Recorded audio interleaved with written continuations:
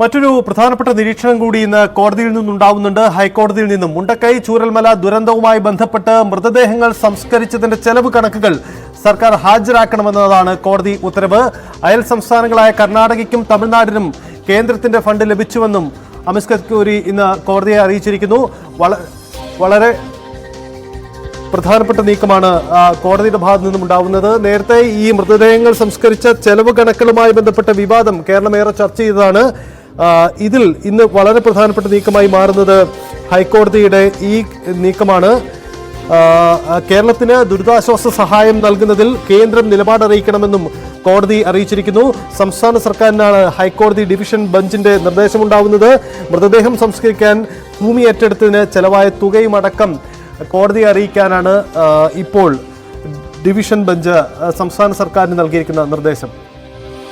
ആജ്ഞ രവീന്ദ്രൻ തുടരുന്നുണ്ട്. ആജ്ഞ, എന്താണ് കോടതിയുടെ ഈ നീക്കം?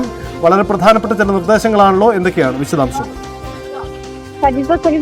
പോലെ നേരത്തെ തന്നെ വളരെ വിവാദമായ പരാമർശമായിരുന്നു ഈ സർക്കാരിന്റെ ഭാഗത്തു നിന്ന്. അതായത് മൃതദേഹം സംസ്കരിച്ചതുമായി ബന്ധപ്പെട്ടുള്ള കണക്കുകൾ നിരത്തി വളരെ വിമർശനം നേരിടേണ്ടി വന്നിരുന്നു സർക്കാരിന്. അതുകൊണ്ട് തന്നെ മൃതദേഹം സംസ്കരിച്ചതിന്റെ ചെലവ് കണക്കുകൾ കൃത്യമായി സർക്കാർ ഹാജരാക്കണമെന്നാണ് ഹൈക്കോടതിയുടെ ഡിവിഷൻ ബെഞ്ച് ഉത്തരവിട്ടിരിക്കുന്നത്. മൃതദേഹം സംസ്കരിക്കാൻ ഭൂമി ഏറ്റെടുത്തതിന് ചെലവായ തുകയും എത്രയാണെന്ന് കൃത്യമായി അറിയിക്കണം.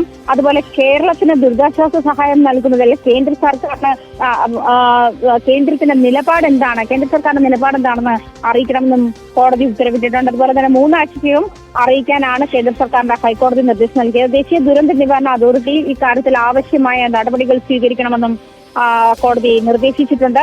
പ്രധാനമന്ത്രിയുടെ ദുരിതാശ്വാസ നിധിയിൽ നിന്ന് 1 രൂപ പോലും ലഭിച്ചിട്ടില്ലെന്നാണ് അമിക്കസ് ക്യൂറി കോടതിയിൽ ബോധ്യപ്പെടുത്തിയിരിക്കുന്നത്. അതുപോലെ അയൽ സംസ്ഥാനങ്ങളായ കർണാടകയ്ക്കും തമിഴ്നാടും കേന്ദ്രത്തിന്റെ ഫണ്ട് ലഭിച്ചിട്ടുണ്ട്. എന്നിട്ടും കേരളത്തിന് 1 രൂപ പോലും ദേശീയ ദുരന്ത നിവാരണ അതോറിറ്റിയുടെ ഭാഗത്തു നിന്നും ഉണ്ടായിട്ടില്ല എന്ന് അമിക്കസ് ക്യൂറി കോടതിയെ ബോധ്യപ്പെടുത്തിയിട്ടുണ്ട്. എന്തായാലും മൃതദേഹങ്ങൾ സംസ്കരിക്കാനുള്ള ചെലവായ തുകയെ പറ്റിയും അതിന് മൃതദേഹങ്ങൾ സംസ്കരിക്കാൻ ഭൂമി ഏറ്റെടുത്തതിന്റെ വിശദാംശങ്ങളെ പറ്റിയും കോടതിയിൽ അടിയന്തരമായി സംസ്ഥാന സർക്കാർ ബോധ്യപ്പെടുത്തണമെന്ന് തന്നെയാണ് ഹൈക്കോടതി ഡിവിഷൻ ബെഞ്ചിന്റെ ഉത്തരവ്.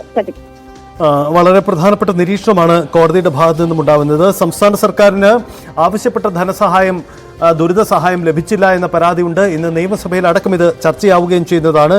ഇതിനിടയിലാണ് കോടതിയുടെ നിരീക്ഷണം കൂടി ഉണ്ടാവുന്നത്. ഒപ്പം ഈ വയനാട് ദുരന്തത്തിൽ സർക്കാർ ചിലവഴിച്ച പണത്തിലുമായി ബന്ധപ്പെട്ട് വലിയ വിവാദങ്ങൾ ഉയർന്നിരുന്നു. ഒടുവിൽ സർക്കാർ അതിന് ചില വിശദീകരണം നൽകുകയും ചെയ്തിരുന്നു.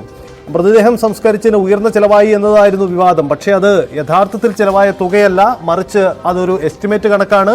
അത് കേന്ദ്രത്തിന് കൈമാറുന്ന സാധാരണ കണക്കാണ്, ഒരു സ്വാഭാവിക രീതിയാണ് എന്നതാണ് സംസ്ഥാന സർക്കാർ ഇക്കാര്യത്തിൽ വിശദീകരണം നൽകിയത്. പക്ഷേ ഇപ്പോൾ കോടതി ആവശ്യപ്പെടുന്നത് യഥാർത്ഥത്തിൽ ഈ മൃതദേഹങ്ങൾ സംസ്കരിക്കുന്നതിന് ചിലവായ തുകയെന്ന കണക്ക് അറിയിക്കണമെന്നതാണ്. ഒപ്പം തന്നെ ആ ഭൂമി ഏറ്റെടുത്തതിനും എത്ര രൂപ ചിലവായി എന്നതടക്കമുള്ള ഇതിൻ്റെ ദുരിതാശ്വാസ പ്രവർത്തനങ്ങൾക്ക് വന്ന ചെലവിൻ്റെ യഥാർത്ഥ കണക്ക് അറിയിക്കാൻ കോടതിയുടെ നിർദ്ദേശമുണ്ടാവുകയാണ്. അങ്ങനെയെങ്കിൽ ഇത് സംബന്ധിച്ച കണക്ക് ഉടൻ തന്നെ അറിയിക്കണം. 3 ആഴ്ചയ്ക്കകം ഇക്കാര്യത്തിൽ വ്യക്തത വരുത്തണമെന്നതാണ് കോടതി ആവശ്യപ്പെട്ടിരിക്കുന്നത്.